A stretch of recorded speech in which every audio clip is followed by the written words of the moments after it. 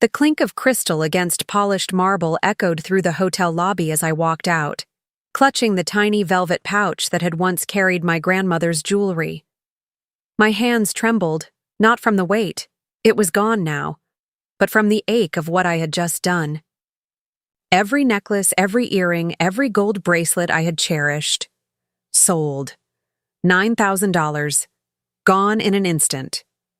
Before we begin, drop a comment and tell us, where are you from and from which city you're watching our videos? And after watching the whole video, don't forget to tell us what would you do in this situation. Be honest. Tell me in the comments below. We read every comment. Let's begin. Dad needs this trip, my mother had said, her voice sharp over the phone a week earlier. It's an emergency. He's not well. Don't you care about your father? And I, desperate to hold on to the thin threads of respect in a family that never truly valued me, had caved. I wired the money, praying it wasn't too late for whatever medical help they claimed he needed abroad. But as I sat in my car outside the pawn shop, staring at my reflection in the windshield, something gnawed at me. The story hadn't added up. The urgency. The sudden silence after I sent the money. Dad hadn't even called to say thank you. My brother, Connor, had smirked on our last call, his smug laugh ringing in my ears. Guess some of us just know how to get what we want. Weeks later, my suspicion bled into rage when a notification popped up on my phone. A tagged photo on social media. My father, my brother, my mother. All standing on the deck of a massive cruise ship, champagne flutes raised high, confetti bursting around them. The caption read, "Happy birthday, Connor. To the best son ever. Cheers to the future." My chest tightened. The emergency trip was a lie. They hadn't been struggling. They hadn't been worried about Dad's health. They had been celebrating my brother in luxury while I sat at home, stripped of the only heirlooms I had left.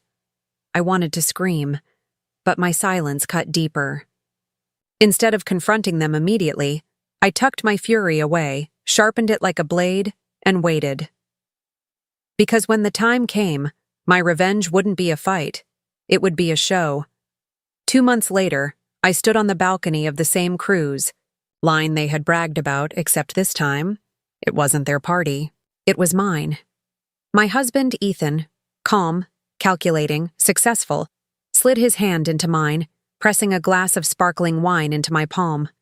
The hum of music drifted up from the lower decks where our guests laughed and danced. And then it happened. I heard voices below, sharp and venomous. My family. The ones who had lied, who had stolen, who had mocked me as naive and gullible. They were at the pier, demanding entry, shouting at the staff that they belonged here. I lifted my glass, slowly, my eyes burning with a mixture of pain and satisfaction. My husband leaned close, his whisper steady in my ear. "They're locked out, just like you planned." I turned to face the chaos, their figures small below as security blocked their way. My mother's voice screeched in desperation. My father pounded the railing. Connor raged like a spoiled child. And me? I raised my glass high, silent and unbothered, as the ship's horn echoed across the water. From that balcony, I wasn't just their daughter or their sister. I was the woman they had underestimated, the one who had finally learned the cost of silence. And tonight, silence was my sweetest revenge. The night air was warm, laced with salt and the distant hum of the engines. Madison Carter leaned against the balcony rail, her silk dress catching the glow of the deck lights as if the entire ship had bent to spotlight her. She held her glass high, her jaw set. Below, her family's voices carried, sharp enough to slice through the music. "Let us in. Do you know who we are?" Robert Carter's voice bellowed, his fists slamming against the check-in counter. He had always believed anger could buy him access. Beside him, Linda waved her hands wildly at the cruise staff. "This is a mistake. My husband is an important man. My son deserves to be on board. We have connections." Connor, dressed in designer clothes Madison knew were bought with money she'd unknowingly funded, barked, "This is my event, not hers. She doesn't belong here. But every word seemed to bounce back at them like an echo off stone. Security stood their ground, arms folded, professional but unmoving. On the balcony, Madison took a slow sip, letting the cold bubbles fizz against her tongue. Her husband, Ethan, stood at her side, tall and composed, his presence a quiet fortress. "You don't need to go down there," he murmured. "They're trapped outside their own lies." Her chest burned with a cocktail of fury and vindication.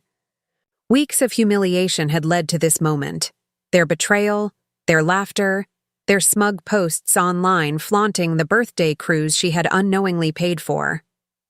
They had mocked her silence, thinking it weakness. Tonight they would learn it was strength. Her friend Claire, one of the guests, approached with curiosity. "Madison, are those your parents?" she whispered, her eyes darting to the commotion below. Madison didn't flinch. "They were," she said simply. "Not anymore."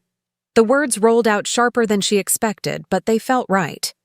For years she had been the backup plan, the afterthought, the one her family treated as disposable. She sold heirlooms that meant the world to her for their lies, and they didn't even blink. Ethan clinked his glass gently against hers. "To new beginnings," he said softly, his eyes locked on hers, unwavering. Down below, Robert's voice broke again, but this time with desperation. "Madison! Honey, you can't leave us out here. We're family." The word family sliced through her, a reminder of every guilt trip, every manipulation. She tightened her grip on the rail and leaned forward slightly, just enough for her father's eyes to catch her silhouette in the glow of the deck lights. His face froze. His jaw fell slack. Linda turned too, and for a second her shrill protests fell silent. Connor spun around, spotting Madison in the very place they had tried to erase her from. The balcony. The host's balcony. The one reserved only for the couple funding the cruise. Shock rippled across their faces, disbelief twisting into rage. "You?" Connor shouted upward, his voice breaking. "You don't deserve this! You don't even belong here!" Madison's lips curled into a faint smile, not mocking but final. She raised her glass higher, her posture straight and unshaken. She didn't shout back. She didn't need to. Her silence was louder than every insult they had ever thrown at her. The ship horn blasted, drowning out their screams. The crowd of guests behind Madison cheered, oblivious to the storm unraveling on the pier. Music surged louder, waiters passed trays of sparkling drinks, and laughter echoed across the deck. The world moved forward, with or without her family. Ethan's hand brushed against hers, steady and grounding. "They're outside looking in," he said quietly. "Exactly where they put you all your life. Tonight, you finally chose yourself." Madison's throat tightened, but she didn't cry. Not here, not now. Instead, she inhaled deeply, the ocean air filling her lungs, cleansing her of years of guilt. Her family's shouts grew smaller as the cruise staff escorted them further away from the entrance. Her glass caught the moonlight as she took another sip, her voice low but steady. "I sold my past for them," she whispered almost to herself. "And they used it to erase me, but now they'll watch me write my own future."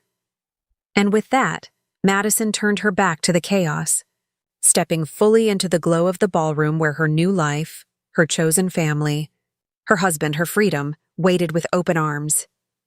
The ballroom lights shimmered in golden arcs as Madison Carter stepped inside, the bass of the music thumping against the polished floor. Laughter spilled from every corner, guests swirling in gowns and tuxedos. Oblivious to the storm that had erupted at the pier, she forced herself to focus on the clink of glasses, the hum of chatter, Ethan's steady presence at her side. But the faint echoes of her family's shouts outside refused to fade. "They'll try again," Ethan said, his voice low but certain. "They always do. They'll come crawling back when the lies stop working." Madison exhaled sharply. "And this time, I won't be their scapegoat." Her resolve had never felt sharper, but beneath it, old wounds throbbed. She remembered being 15, overhearing her mother whisper, "Connor is the pride of this family. Madison's, well, she's sweet, but she'll never shine." Every sacrifice since then had been another brick in the wall they built around her. And tonight, she was finally tearing it down. The music paused as the MC announced, "Please raise your glasses for our host, Madison Carter." All eyes turned to her. For the first time in her life, she wasn't standing in someone else's shadow. Her pulse pounded in her ears, but her voice rang clear as she lifted her glass. "Tonight isn't about the past," she said. "It's about gratitude. For friends who show up. For people who choose you, not because they have to, but because they want to." Cheers erupted, glasses clinked, and Madison felt something unfamiliar but powerful, pride in herself. But then, just as the band struck up again, the ballroom doors swung open. Robert, Linda, Connor. Somehow, they'd slipped past security. Their presence crashed through the celebration like a storm cloud over sunlight. Conversations faltered. The music stumbled to a halt. "Madison!" Linda cried out, her voice trembling, but not from shame, rather from entitlement. "Honey, we need to talk." The crowd shifted uneasily. Ethan stepped forward, shielding Madison with a protective hand at her back. "This is a private event," he said evenly, his voice carrying authority. "You need to leave." Robert's face reddened. "You think you can cut us out like this? We're your blood. That money you gave us, you owe it to this family. Without you, we wouldn't have celebrated Connor's birthday the way he deserved." Gasps rippled across the room. Some guests turned to each other in disbelief. Madison's chest tightened, but instead of shrinking, she stood taller. "You mean the money I gave up my grandmother's jewelry for?" she said, her words sharp and deliberate. "The money I thought was for Dad's health? That money?" Connor scoffed. "Don't be dramatic. It was a celebration. You should have been honored to help me." "Honored?" Madison's voice shook with rage. "You paraded around while I sat at home mourning the only pieces of family history I had left. And you think I should be honored?" Linda stepped closer, her hands raised as if to soften the blow. "Sweetheart, we didn't mean—" "Stop!" Madison's voice cracked like a whip. For the first time, the room fell utterly silent, every eye fixed on her. "You lied. You manipulated. And when I stayed quiet, you took that as weakness. But you know what?" She lifted her chin. "My silence is over." Ethan slipped his arm around her shoulders, grounding her as the ballroom erupted in murmurs of support. Guests who had heard only fragments of the story now whispered openly, disgust dripping from their voices. Robert stiffened, his pride wounded. "You'll regret this, Madison. Family is forever." Madison's lips curved into a cold, steady smile. Family should be earned, not demanded. The security team reappeared, this time flanking her parents and brother firmly. Connor struggled against their grip, shouting curses as they were led back toward the door. But his voice was drowned by the applause that suddenly rose from the crowd. Applause for Madison. Her throat ached with unshed tears, but she held them back. She had cried enough for this family. Tonight, she stood tall. Tonight, she let go. Ethan raised her hand to his lips, brushing it with a quiet kiss. "You did it," he whispered. Madison exhaled, the weight of years finally slipping from her shoulders. "No," she said softly, her gaze still fixed on the closing doors. "I'm just getting started."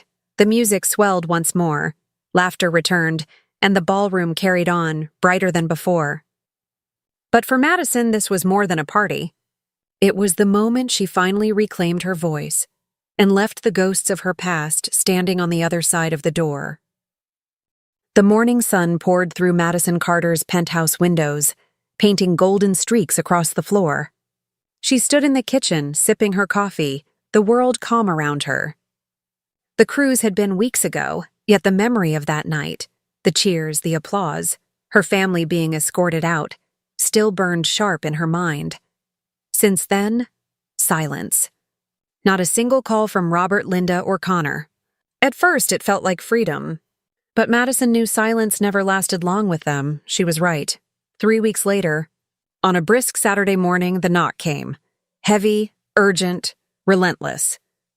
Ethan opened the door first, his jaw tightening at the sight. Robert stood there, his once iron posture slouched. His expensive watch was gone, his suit wrinkled. Linda hovered behind him, her makeup smudged, her eyes red from crying. Connor looked worse, angry but hollow, the glint of arrogance dulled. "Madison," Robert rasped, his voice stripped of its usual thunder. We need your help." Madison's hand froze on her mug. The room seemed to shrink. She set the cup down slowly and stepped forward, her expression unreadable.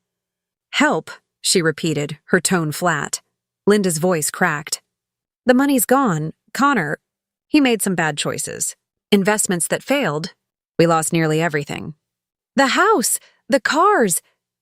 She broke into sobs, clutching Robert's arm. "We have nowhere to go," Connor sneered, his pride refusing to die. "Don't act like you're better than us, Madison. You wouldn't even have this life if it wasn't for Dad. You owe us." "Owe you?" The words cut from Madison's throat like glass. Her laugh was bitter sharp. "I sold my jewelry, my grandmother's jewelry, to pay for a fake emergency.